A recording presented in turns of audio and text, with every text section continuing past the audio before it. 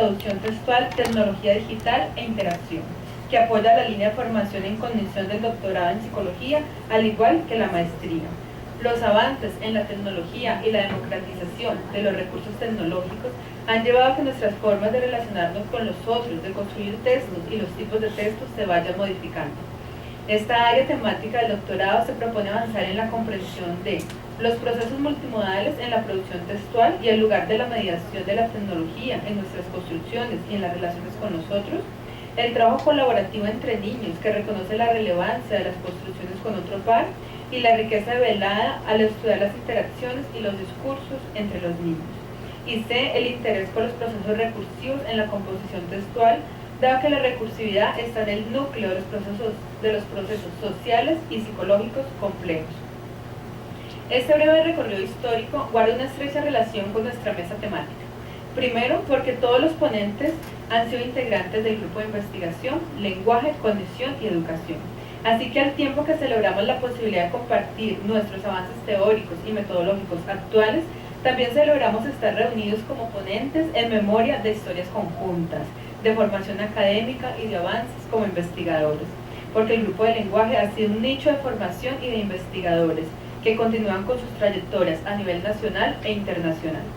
Nos complace tener como nuestra primer ponente a la profesora Miralba Correa, quien fue directora del grupo de investigación hasta el año 2015, momento en el que asumí la dirección del grupo de investigación. La profesora Miralba nos brindará un recorrido por las preguntas que han sido planteadas, que ha ido planteando el grupo durante todos esos años y los avances en la reflexión.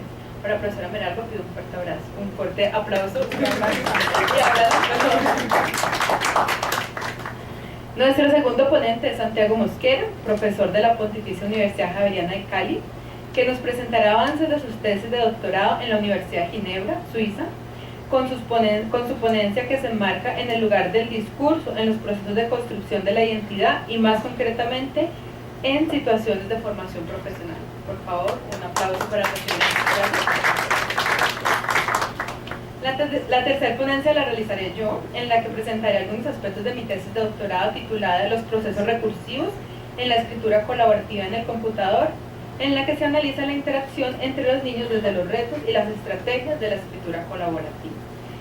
Y el cuarto ponente es el profesor Fernando Marmolejo, de la Universidad de Leiden, en Australia, quien estará por videoconferencia. Por la diferencia horaria nos acompañará en la parte final de la mesa temática, ¿cierto? A las 4:30 de la tarde, que serán las 7 de la mañana en Adelaida. En su ponencia, Fernando nos propone formas novedosas de análisis de textos, la estilometría como una técnica para el análisis cuantitativo de producciones textuales. De este modo, en esta panorámica de investigaciones, tendremos diferentes perspectivas teóricas y metodológicas sobre la escritura y el discurso, que nos invitarán a reflexionar sobre los diferentes abordajes, sus aportes y las posibilidades de diálogo entre ellos. Los invito a escribir sus preguntas para conversar sobre ellas en la parte final de la mesa temática. Muchas gracias por acompañarnos en nuestras reflexiones sobre la escritura, el discurso y la enseñanza. Gracias.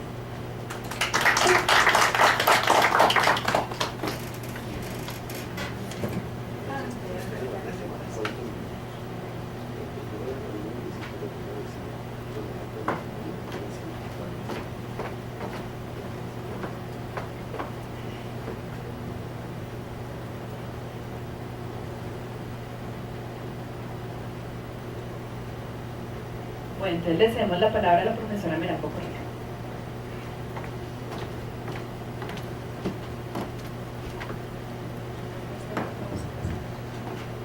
Bueno, si pudiéramos sacar la palabra, que sí. Miralba, también se puede poner.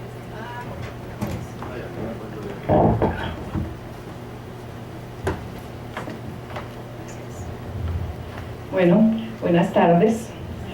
La verdad es que no me he ido y creo que no me iré, sino cuando sea mi último día. No me he ido de esta universidad que es mi casa y a la que amo. Me costó mucho irme porque me hacen mucha falta a ustedes, los estudiantes. Así que estoy muy contenta de estar, por lo menos de verlos hoy aquí. Bueno, yo voy a trabajar sobre el lenguaje escrito. Si bien el grupo tiene muchos otros campos, como Diana lo señaló, voy a centrarme en eso, en pensar el lenguaje escrito.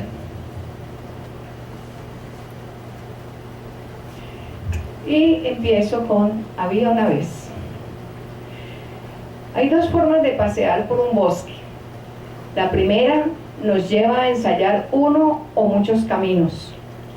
La segunda, a movernos para entender cómo está hecho el bosque y por qué ciertas sendas son accesibles y otras no.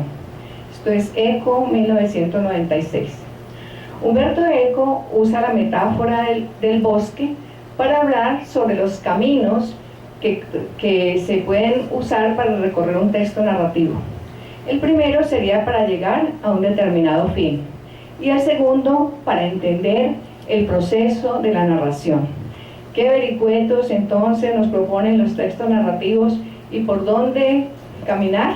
¿Por dónde van los personajes y qué problemas se encuentran? Esa es entonces una de las, digamos, apuestas que hace Eco. La metáfora de Eco también vale para la investigación. Al fin y al cabo, se trata de versiones plausibles sobre un problema. Comprender él o los procesos implicados en la producción de textos narrativos, ese es uno de los caminos del grupo de lenguaje que emprendimos con la profesora Blanca Cecilia Orozco cuando creamos el grupo de investigación. También pensamos y quisimos entender cómo piensan los niños a la composición textual y unido con eso creímos y creemos todavía que ese conocimiento le brindaría a los maestros formas novedosas para la enseñanza de la lectura y la escritura, que son vías para ponerse a sí mismo y al mundo sobre el papel. Cuando un niño escribe, se pone, o cuando alguien escribe, se pone a sí mismo y pone al mundo sobre el papel. Esta es una afirmación de Olson. Entrar en el bosque. Las investigaciones sobre el lenguaje escrito se inician a mediados del siglo XX y se realizan desde distintas perspectivas conceptuales vigentes en ese momento. De acuerdo con Tolchinsky y Sandbach, los estudios en psicología del lenguaje de los años 60 enfatizan inicialmente en la comprensión y producción de oraciones basados en el modelo explicativo de la gramática transformacional. Para los que no han entrado por esas rutas, la gramática transformacional se la debemos a Chomsky, que es un teórico supremamente importante que ha dado lugar a todos los lenguajes de programación. Es decir, su propuesta, que fue en lingüística, vio posteriormente vía para los lenguajes de programación. Se va tras la huella del hablante ideal y se parte del supuesto que comprender estos funcionamientos puede garantizar la identificación de los procedimientos para comprender la composición textual. Es por esa ruta, digamos, que entramos en el bosque. Pero seguimos otros senderos teóricos. Los planteamientos de Austin, de la lingüística enunciativa con Van Beniste y de la lingüística textual con Van Dyck, obligan a elegir otra dirección: el desempeño de los sujetos en los funcionamientos discursivos, el papel de los contextos y la particularidad de las condiciones de enunciación. El predominio de las teorías del discurso redirecciona la investigación centrándola en el análisis de diferentes textos, de diferentes discursos y de diferentes contextos en los cuales esos discursos aparecen. Este punto es supremamente importante porque nosotros nos alejamos ya de las posiciones estructuralistas de la lingüística y entramos en el terreno del discurso, entramos en el terreno de la enunciación, que considera siempre quién dice y a quién le dice, y que de hecho instaura la intersubjetividad en el discurso. Es así como las investigaciones hechas por el grupo se cruzan entonces con orientaciones semióticas y discursivas y con planteamientos sobre el desarrollo cognitivo del niño, que permiten abordar el trabajo sobre el lenguaje escrito, particularmente los relacionados con la comprensión y la producción. Quiero detenerme aquí un momento, cuando sé que el tiempo es corto, en el entrecruzamiento. Quiere decir entonces que la psicología, por lo menos la psicología educativa, como nosotros la hemos entendido en el grupo, entra en discusión y en diálogo con otras disciplinas, en particular, en ese momento, con la semiótica. En este momento Diana habló de otras, digamos, de otras disciplinas que se van entrecruzando para poder encontrar explicaciones más o menos plausibles de lo que ocurre en la mente de los niños cuando componen y también cuando interpretan textos.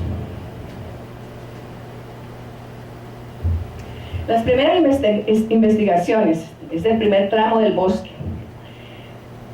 Intención y conflicto en la escritura de textos narrativos, un estudio con niños de 8 a 10 años, que hicimos la profesora Blanca Cecilia y yo, y la relación contractual narrador-narratario en la escritura de textos narrativos, también con la profesora, se inscriben en una perspectiva greimassiana. Para los que no conocen, Greimas es el teórico, digamos, primero de la semiótica. La semiótica es la ciencia que estudia los signos y sus significados y sentidos. Entonces, nosotros nos incursionamos por la vía de la semiótica y la narratología para hacer estos primeros estudios sobre intención y sobre la relación contractual narrador-narratario. Son estudios descriptivos, y en ambos estudios encontramos que los niños realizan transformaciones significativas en las producciones de sus textos después de haber hecho un trabajo de reflexión con ellos sobre lo que habían escrito y después de reflexionar sobre lo que hacen los escritores expertos. A partir de ahí, los niños hacen cambios muy importantes en sus textos, tanto en la primera como en la segunda investigación, en las relaciones entre los personajes de la historia, en las condiciones del contrato enunciativo, y dependiendo todas ellas de las reflexiones que hicieron los niños. De los resultados de estos dos estudios derivan una serie de interrogantes, sobre todo relacionados con el abordaje metodológico, que fue de tipo completamente estructural y que se basó en categorías de la lógica semiótica greimassiana. Preguntas sobre, bueno, sí, encontramos cambios en los textos de los niños, pero ¿qué pasa? ¿Cómo los piensan ellos? ¿Qué fue lo que ocurrió ahí? No teníamos en ese momento sino una descripción de las transformaciones de los textos, pero todo el resto de preguntas sobre el funcionamiento cognitivo de los niños, que era uno de nuestros propósitos, quedaba un poco en el vacío. Y entonces, ¿qué hacer ahora? ¿Qué hacemos ahora? Dice mi nieto de 2 años. Entonces lo que hicimos fue empezar a incursionar en otra perspectiva, la perspectiva metacognitiva.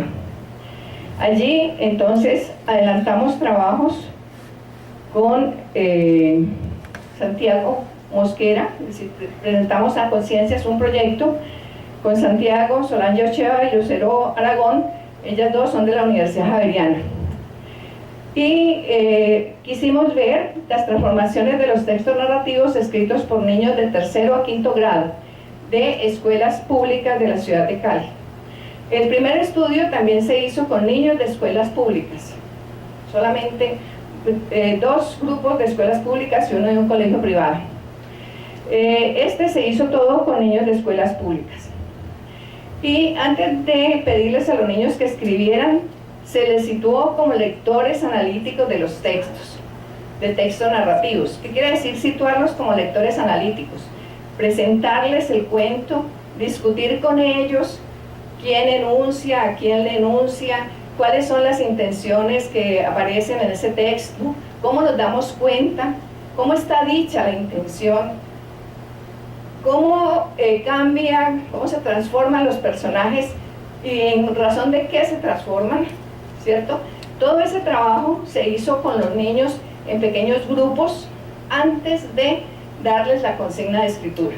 Es decir, nos aseguramos de que ellos tuvieran el universo narrativo de esos mundos posibles presentes. Es decir, que no estábamos tan seguros que ellos tuvieran una experiencia de lectura que hubiera profundizado en los textos. Para resolver eso, entonces, los situamos como lectores analíticos. Luego se les propuso una matriz generativa, que era la misma que habíamos utilizado Blanca Cecilia y yo en nuestros dos primeros trabajos, y que habían utilizado Diana y Santiago en su trabajo de pregrado. Hasta ese momento, la matriz generativa para nosotros, la matriz generativa es el esqueleto de un texto narrativo, una historia resumida, digámoslo así, que le presentamos a los niños y a partir de la cual ellos deben escribir su propia narración. Bien, esa matriz generativa les ofreció en ese momento a los niños un referente común para su producción escrita.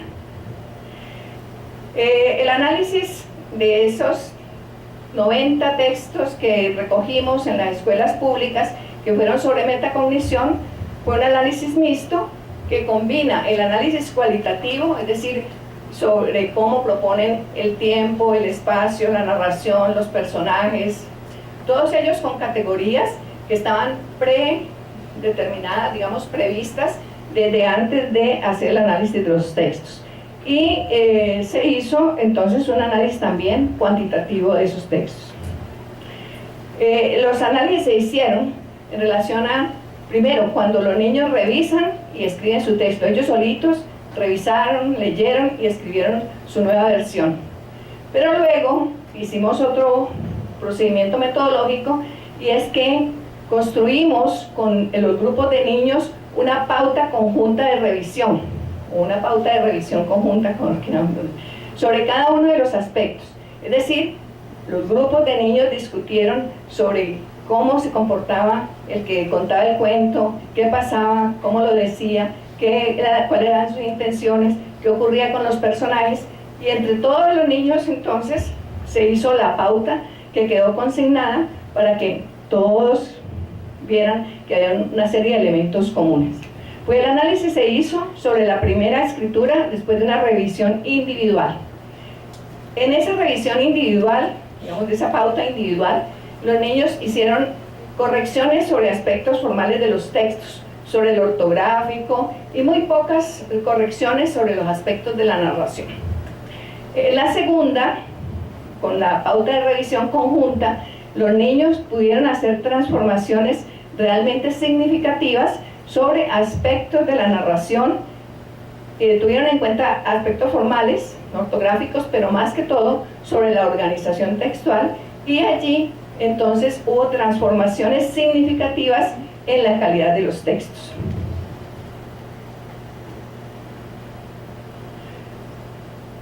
Bueno, aquí es un resumen que quiero reiterar. La primera reescritura, hecha con una pauta individual, las correcciones son sobre lo formal. En la segunda, fruto de la discusión conjunta, las correcciones y la elaboración conjunta de la pauta. Es decir, no son los investigadores los que hacen la pauta y se la presentan a los niños, sino que orientan la discusión que hacen los niños y orientan la consignación de la pauta, que los niños después están de acuerdo en que eso fue lo que se resultó de la discusión. Allí reorganizan los eventos, las formas de discurso, la precisión de los conflictos y las formas de resolución de esos conflictos cuando trabajan con esa pauta de corrección conjunta. Quiero destacar aquí este punto porque me parece muy importante. Es decir, en las primeras investigaciones nosotros trabajamos con las producciones que los niños estaban haciendo por sí solos.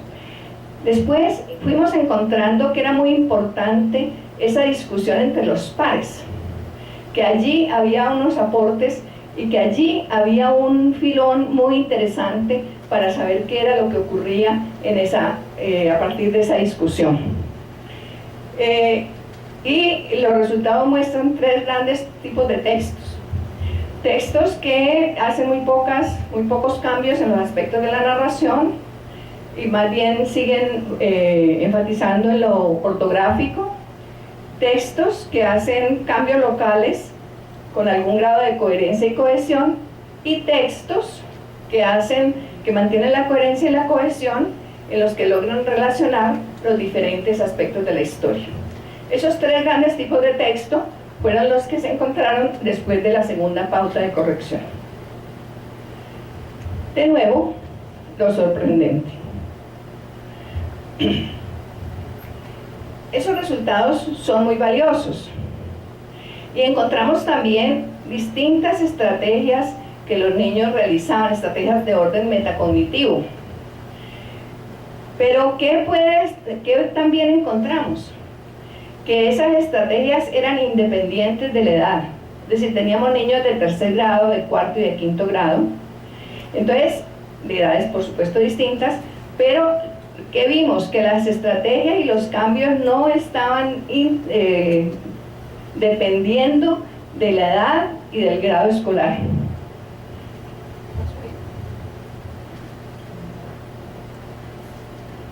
¿Qué puedo hacer en ese caso?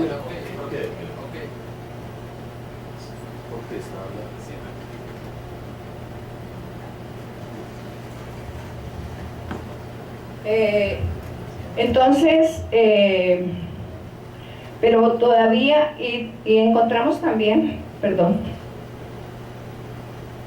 encontramos que no había una relación directa entre el monitoreo y el control. Es decir, los niños monitoreaban sus textos y veían los errores que habían cometido. Uno podría esperar que entonces el control, cuando van a escribir, podría esperar o suponer que ahora sí ellos lo van a hacer perfectamente correcto porque ya se han dado cuenta de los errores. Pues no. No hay una relación entre monitoreo y control. Niños que habían monitoreado menos tenían textos mucho más avanzados, y niños que habían hecho un monitoreo exhaustivo y visto todos los errores y anotado los errores, el control no correspondía a eso. Sus textos podían estar un poco mejores, pero no tanto como se esperaría por el monitoreo que habían hecho. Y niños que lograban hacer una articulación entre el monitoreo y el control y reescribir su texto de una manera bastante adecuada. Y lo otro que encontramos es que los procesos de monitoreo y control de todas maneras fueron mucho mejor, mucho más precisos, y había un poco más de coordinación cuando hubo la pauta colectiva surgida de la discusión. Entonces allí vuelve a quedar una serie de interrogantes. ¿Cómo así? Si se da cuenta del error, ¿por qué es que no lo corrige? ¿Cómo así? Sabe mucho más, pero cuando lo produce, entonces no. Monitorea menos, pero cuando lo produce, entonces produce textos mejores. ¡Wow! No era eso lo que esperaban. Bueno, y entonces, ¿y ahora qué? Sigue preguntando mi nieto de 2 años. Bueno, algo habrá que hacer.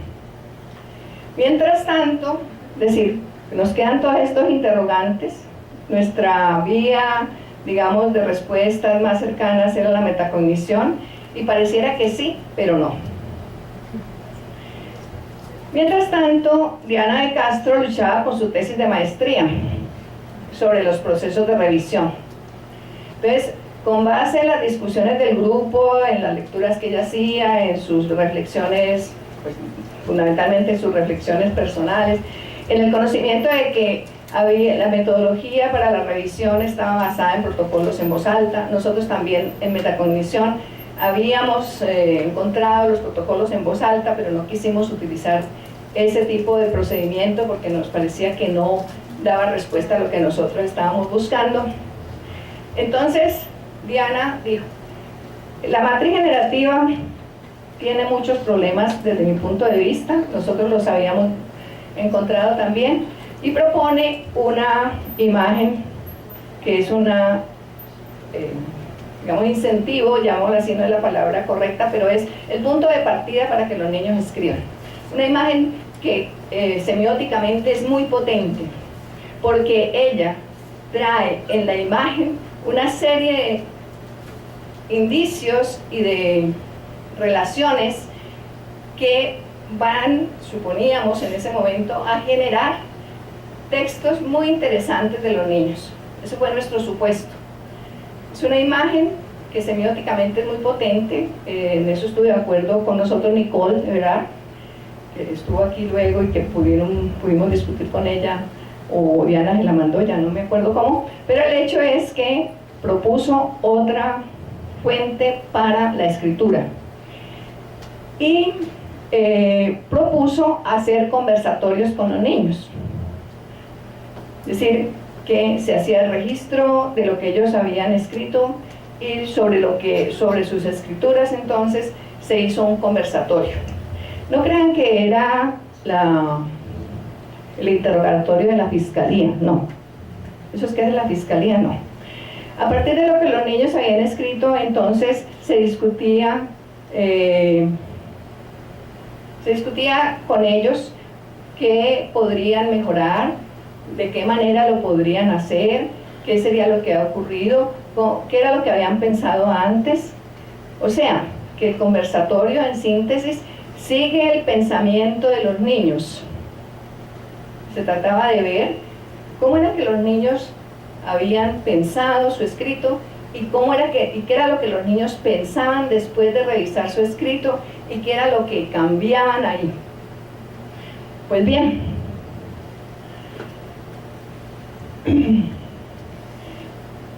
¿y qué se encontró en estas conversaciones?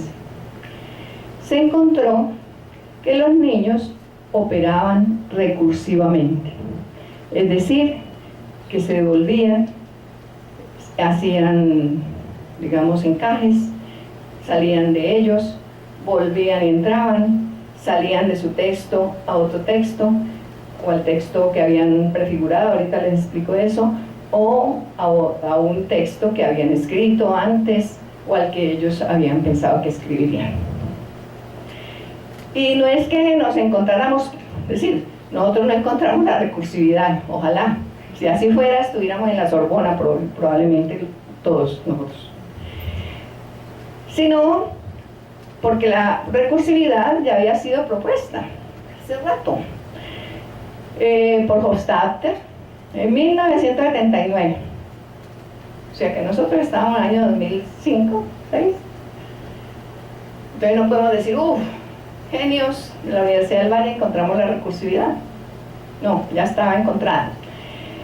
Morentín en el 93, Perinar en el 95, García en el 95, Corvallis en el 2003. O sea, sobre ese punto de la recursividad, sobre ese funcionamiento mental, hace rato que muchos autores vienen trabajando. Pero ¿qué sí fue lo novedoso? Lo novedoso fue encontrar evidencia empírica de cómo funcionaba la recursividad cuando los niños escriben un texto. Eso sí fue lo novedoso. Y desde ese momento la recursividad sigue siendo un aspecto central, nodal para nosotros. Voy a saltarme el texto.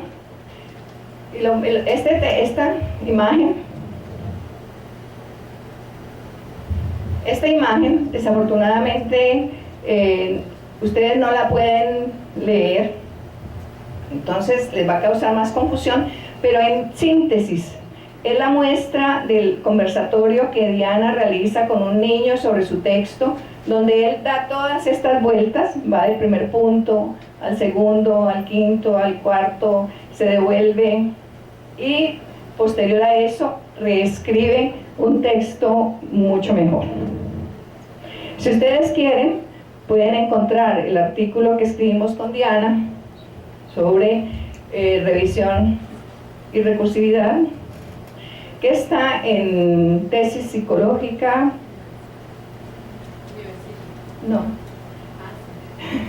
Está en tesis psicológica y salió, aquí dice, Recorrido realizado por un niño en la revisión de la segunda producción textual de Castro en 2012, página 447. Les recomendamos esos artículos, hay otros de Diana que ella ha escrito sola y ese que escribimos las dos. Bueno, entonces, finalmente, pues me acabó el tiempo. Déjame decir la última. Yo sabía que me iba a pasar. Las evidencias empíricas nos han mostrado que el sujeto cuando escribe se fundamenta en lo que ha prefigurado, constituido por sus experiencias de vida y sus experiencias textuales. Lo que ha prefigurado, en términos de Riquet, él lo llama a esa prefiguración que es resultado de nuestras experiencias de vida, de nuestras percepciones anteriores y que está virtualmente constituido. Riquet lo llama mímesis 1. Riquet se basa en Aristóteles, pero hace una serie de reconsideraciones y de avances en relación con la propuesta de la mímesis que la encuentran en la Poética de Aristóteles. Luego, el niño parte de esta prefiguración, de este texto virtual, que es puesto en juego, digamos, puesto en curso por la imagen, en el caso del trabajo de Diana, por la imagen que ella les propone. Es decir, el niño ve la imagen, tiene una consigna de escritura, ¿cierto? Pero él, antes de escribir, recupera toda la prefiguración que ha hecho, que él ha construido previamente, de sus experiencias textuales, de sus experiencias de vida, de sus percepciones. Y luego, con base en eso, configura el texto, es decir, lo escribe. Se pone en la tarea de escribirlo. Pero resulta que cuando se da el conversatorio, lo que hacemos es, no estábamos pensando eso en la tesis, lo encontramos al final. Lo que hace Diana es obligar al niño, obligar comillas, a constituirse el lector de su texto.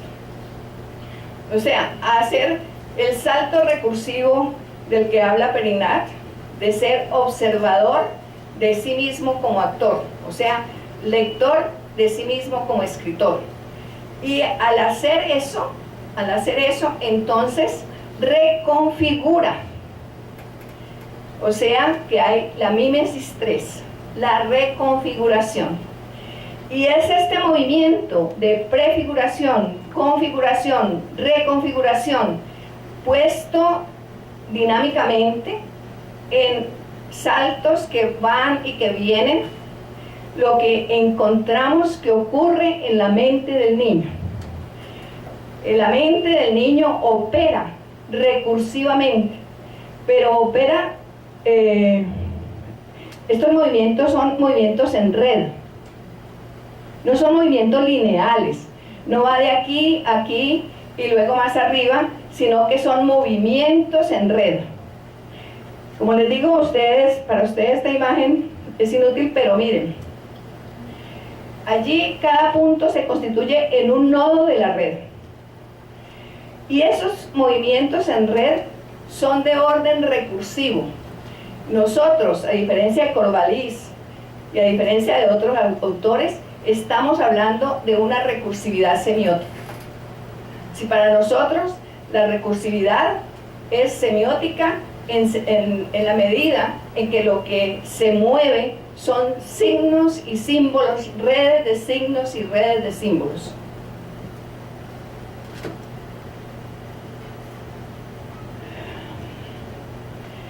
Lo que define la composición entonces es su naturaleza dinámica y sus relaciones múltiples.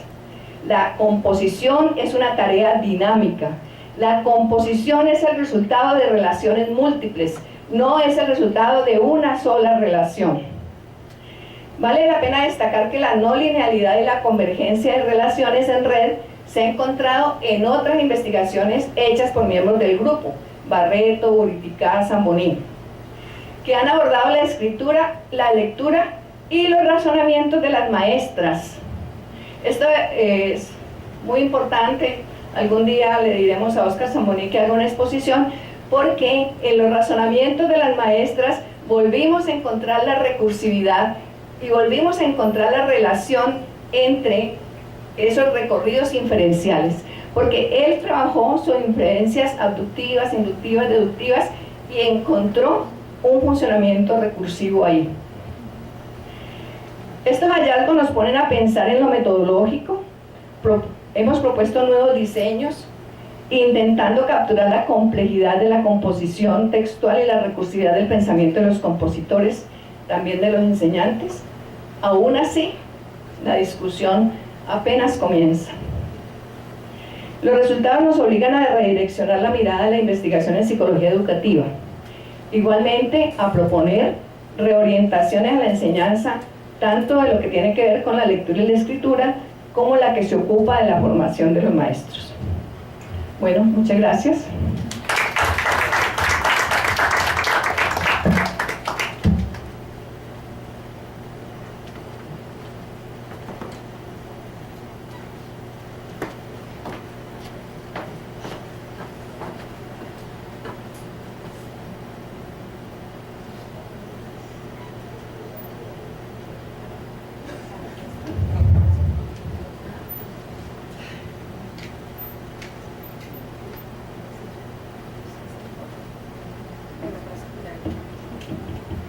Bueno, ahorita le cedemos la palabra al profesor Santiago Mosquera.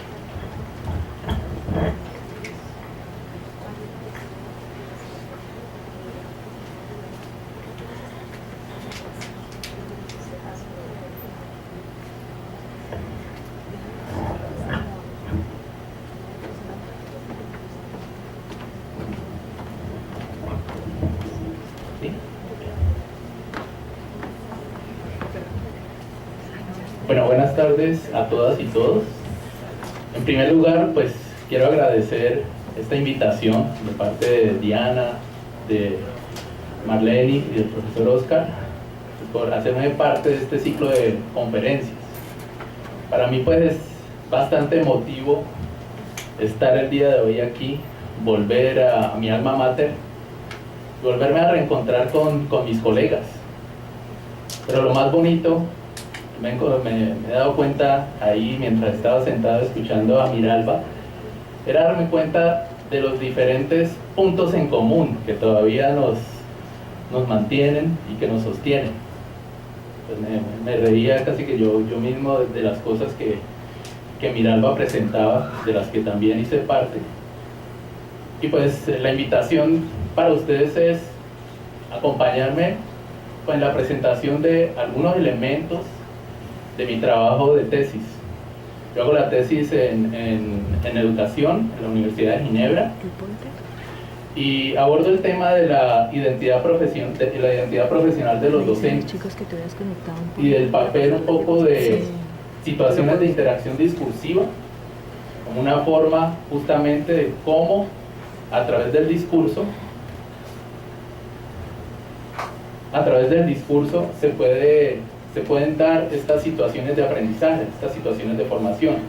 Entonces, de alguna manera, lo que me interesa poner en relevancia un poco es el papel del lenguaje como mediador reflexivo en estas situaciones de interacción y de formación. Bueno, para comenzar esta invitación, yo también, poco como Miralba, invoco a la literatura para pensar esta problemática de la identidad. Traigo aquí un fragmento de Jorge Luis Borges del cuento El Otro. Para los que no lo conozcan, es un cuento donde Borges se encuentra con Borges. Borges joven está sentado en una banca a orillas del río Rodano en Ginebra. Es un joven de 19 años y se encuentra con Borges adulto mayor de 70 años que está a punto de presentar unas conferencias en Harvard y él está al borde del río Charles allí en Cambridge. Este es el fragmento que les quiero mostrar. Dice: medio siglo no pasa en vano. Bajo nuestra conversación de personas de miscelánea lectura y gustos diversos, comprendí que no podíamos entendernos. Éramos demasiado distintos y demasiado parecidos. No podíamos engañarnos. lo cual hace difícil el diálogo.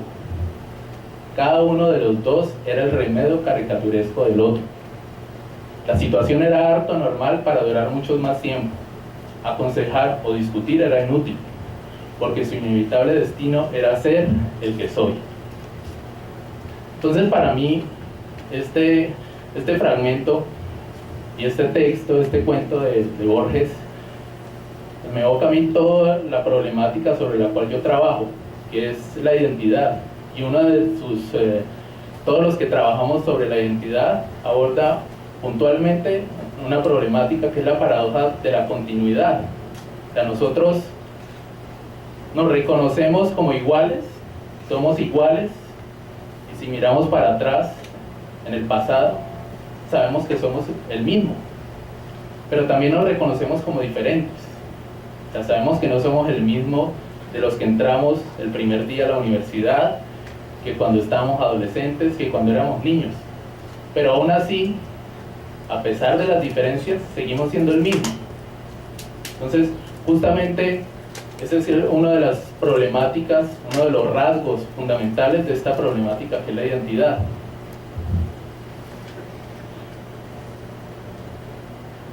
Bueno, la idea para esta presentación es hablarles un poco cuál es el contexto de la investigación, de la cual emerge pues mi trabajo de tesis, hablarles al menos algunos elementos metodológicos de la investigación, plantearles obviamente algunos ejemplos, en este caso de la profesora que llamamos Emma, y a modo de síntesis algunos elementos para discutir, yo creo que para seguir discutiendo. Entonces, para situar un poco la problemática, o sea, sobre qué es lo que yo estudio. Por una parte, es articular, poner en relación estas cuestiones de la identidad profesional y lo de los saberes profesionales del docente. O sea, qué es lo que caracteriza a una persona en un rol particular, sus saberes, sus conocimientos, los valores que están asociados a esa profesión. Por otra parte, es abordar la identidad desde estos momentos o puntos de transición, que es donde de alguna manera se ven más visibles esas transformaciones o esas continuidades. Esos momentos de transición que en mi caso es cuando ya finalizan la formación inicial y entran de alguna manera en el mercado laboral. O sea, ¿qué es lo que ahí se vive en ese momento de transición? Y finalmente, las situaciones de interacción discursiva, o sea, el lenguaje. ¿Cómo entra ahí el lenguaje? ¿De qué sirve el lenguaje?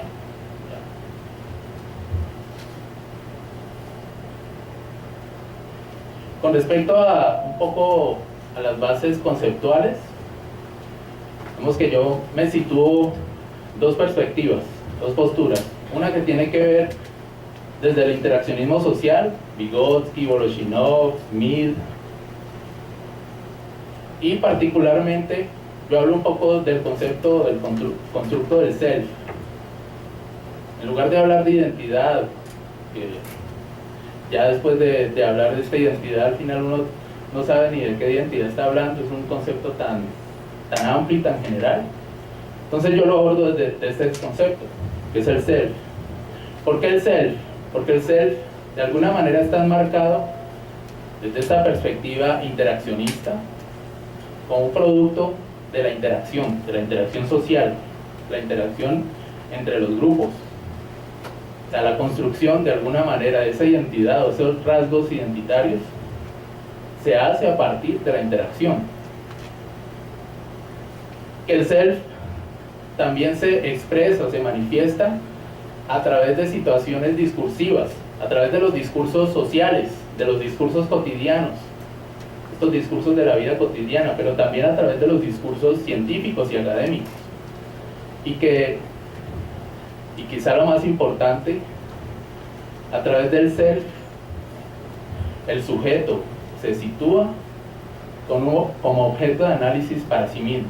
Y es algo pues, bien importante para nosotros como psicólogos, o sea, esa capacidad que le otorga desde esta postura teórica hablar del self, porque se habla desde él como sujeto, como si fuera otro.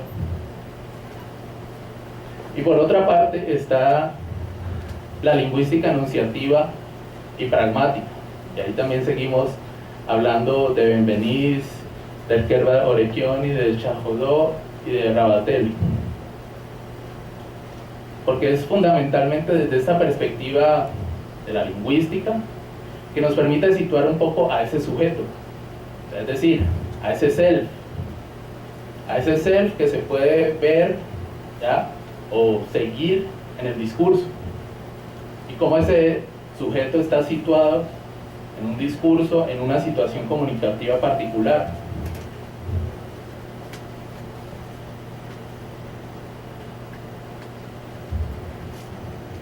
Entonces, con esta imagen quiero dar cuenta un poco de cómo estaría organizado, pues, mi constelación un poco conceptual. Por una parte, arribita el lenguaje como instrumento de mediación y significación, como este mediador para la construcción y la reorganización de significaciones y sentidos. Los saberes profesionales como el producto de estos conocimientos académicos, científicos, filosóficos, pero también de estos conocimientos prácticos, que vienen de la experiencia, ¿ya?, que le ayudan y que de alguna manera configuran ese rol en una profesión, y particularmente, pues, en mi caso, el rol del docente.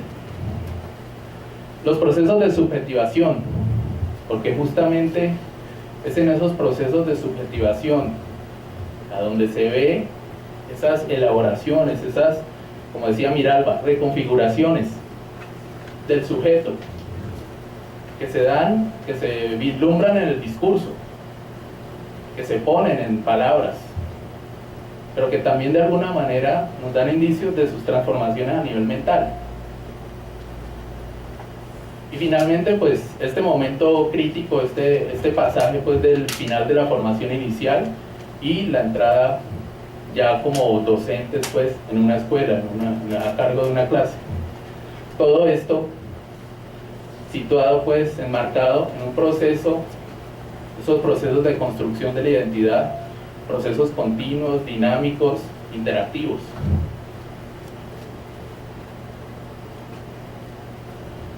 Con respecto a la investigación, mi trabajo se enmarca o viene un poco, es hijo de un proyecto de investigación más amplio que trabaja sobre justamente la construcción de los saberes profesionales en la formación inicial, es decir, de estudiantes que van a ser futuros profesores que están haciendo su año de práctica en la Universidad de Ginebra.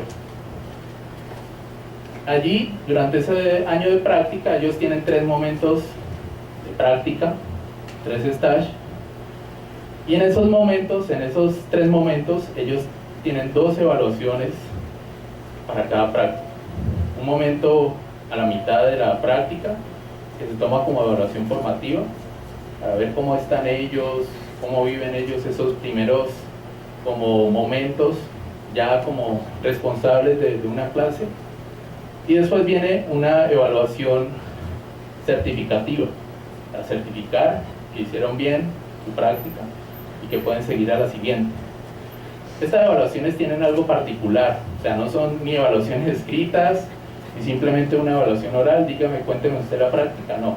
Es una evaluación que se hace en tríos, el estudiante en práctica, el supervisor académico de la universidad y el profesor, que es, pues, el responsable de la clase donde está este estudiante. Y se hace de manera de conversatorios, ¿ya?, donde justamente no es solamente hablar de la práctica, de la experiencia, sino hacer un análisis de ella. Entonces, ahí la condición es que el estudiante debe ponerse en el lugar, bueno, qué es lo que pasó, de lo que yo hice, si lo hice bien, si lo hice mal, qué puedo hacer. Y para eso están también los supervisores, para ayudar y movilizar estos procesos de reflexión. Y viene allí, bueno, ¿cómo yo me sitúo? Ahí justamente yo retomo estos elementos de este proyecto. Yo me hago las preguntas, bueno, ¿cómo es que esos saberes participan de alguna manera en esta construcción de la identidad profesional en docentes, y particularmente en estos docentes que están en formación, docentes primíparos, de alguna manera. ¿Qué saberes profesionales se construyen en esta trayectoria y cómo se van reelaborando, reconfigurando? Y justamente, ¿qué procesos de subjetivación? ¿De qué manera él va reorganizando su experiencia?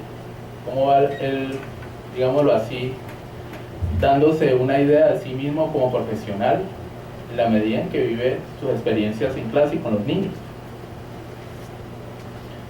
Entonces yo retomo las entrevistas, estos momentos de entrevista que hacen en la práctica, y yo tomo 4 docentes que ya tienen un puesto como profesores en una escuela, y lo que yo hago es volverlos a entrevistar. Entonces hago 2 entrevistas. Ellos ha pasado año y medio desde que salieron de la universidad. Entonces yo les hago 2 entrevistas. La primera entrevista para mirar un poco las primeras impresiones, cómo él está viviendo esa experiencia, cómo le va, qué siente, si se siente abrumado, si se siente agotado, si siente que domina la clase, los niños, los contenidos. Luego de esa primera entrevista, que yo la denomino entrevista de investigación, para diferenciarlo un poco de las entrevistas triádicas, yo vuelvo a las entrevistas anteriores. Y con base en lo que este docente me ha dicho, yo comienzo a revisar qué cosas son comunes en el discurso, qué problemáticas como que vienen y se repiten y se reiteran en el discurso de este docente. De alguna manera, cuáles son las problemáticas como que él tiene más como que presentes. Entonces yo escojo, lo que yo hago es escoger de estas entrevistas pasadas fragmentos para en la última entrevista presentarle a ellos, a sí mismos, lo que habían sido antes, año y medio antes, de cómo ellos hablaban de su propia experiencia, cómo ellos se situaban frente a estas problemáticas. De alguna manera, ponerlos a discutir consigo